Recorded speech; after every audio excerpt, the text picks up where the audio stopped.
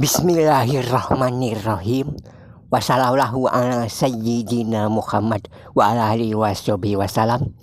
Assalamualaikum warahmatullahi wabarakatuh. Inilah kedahsyatan doa Nabi Yunus apabila diriyadohi. Riyadoh adalah latihan penyempurnaan diri, latihan secara terus-menerus melalui zikir dan pendekatan kepada Allah Subhanahu wa Ta'ala. Riyadoh adalah jurus sederhana untuk menuju kepada keridhaan Allah. Dalam Al-Quran surah Al-Maidah ayat 35 tercantum firman Allah yang berseru, "Wahai orang-orang yang beriman, bertakwalah kepada Allah dan carilah wasilah, carilah cara, carilah jalan untuk mendekatkan diri kepada Allah, dan berjihadlah di jalan itu agar kamu beruntung." Kiai Haji Mahfudz Ali pernah berkata bahwa orang yang ilmunya diriyadohi dengan yang tidak diriyadohi, hasilnya manfaat dari ilmunya akan berbeda. Ini ada doa Nabi Yunus. Sudah banyak orang yang tahu. Tapi yang satu diriyadohi, yang satu tidak diriyadohi, maka mustajabnya berbeda. Firman Allah dalam surah Al-Maidah ayat 35 itu juga adalah perintah untuk melakukan riyadoh.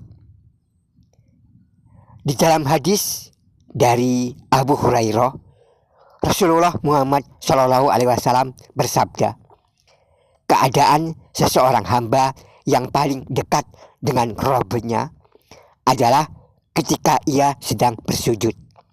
Maka perbanyaklah berdoa saat dalam sujud itu. Hadis riwayat Muslim. Sujud dalam sholat boleh berdoa. Saat kita sedang sholat, sedang bersujud, silakan berdoa. Tapi karena kita harus mengikuti ketentuan syariah, sampaikan doa dan apa yang menjadi hajat kita, sampaikan dalam bahasa Arab.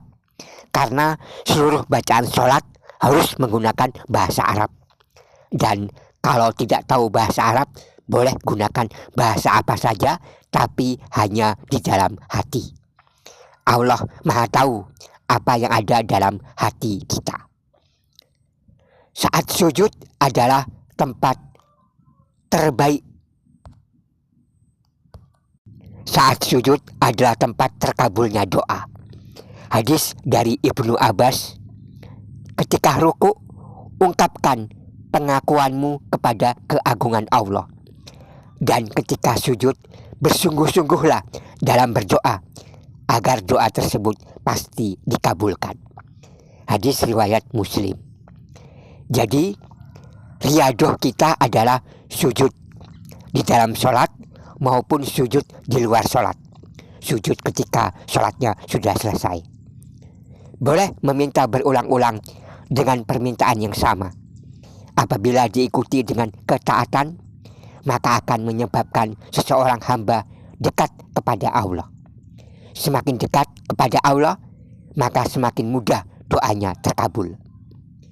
Lalu, doa yang seperti apa yang paling mustajab untuk disampaikan di dalam doa ketika sujud? Yaitu doa Nabi Yunus.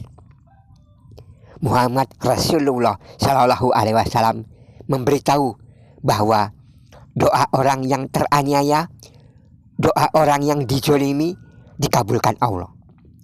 Dalam doa Nabi Yunus, kita merasa diri kita sendirilah yang menganiaya diri sendiri, menzolimi diri sendiri. Ini pengakuan yang luar biasa. Ini kerendah hatian, ketawaduan yang agung, tidak menyombongkan diri sendiri. Selesai sholat, sujud lagi, berdoalah, la ilaha illa anta subhanaka inni kuntu minas zalimin. Berulang-ulang sebanyak 41 kali. Jika setiap sholat fardu bersujud lalu berdoa dengan doa Nabi Yunus ini 41 kali, berarti dalam sehari semalam kita telah berdoa dengan doa Nabi Yunus sebanyak 41 kali 5, yaitu 205 kali doa Nabi Yunus. Kita telah bertasbih dengan tasbih Nabi Yunus sebanyak 205 kali. Tidak ada Tuhan kecuali Engkau, Maha Suci Engkau. Sesungguhnya aku adalah orang yang dizolimi. Doa orang yang dizolimi tidak akan ditolak Allah. Yang menzolimi itu siapa? Diri sendiri. Nah, ada petunjuk dari Kiai Mahfudz saat bersujud membaca doa Nabi Yunus. Angkat jari telunjuk. Jari telunjuk tidak dihamparkan di bawah.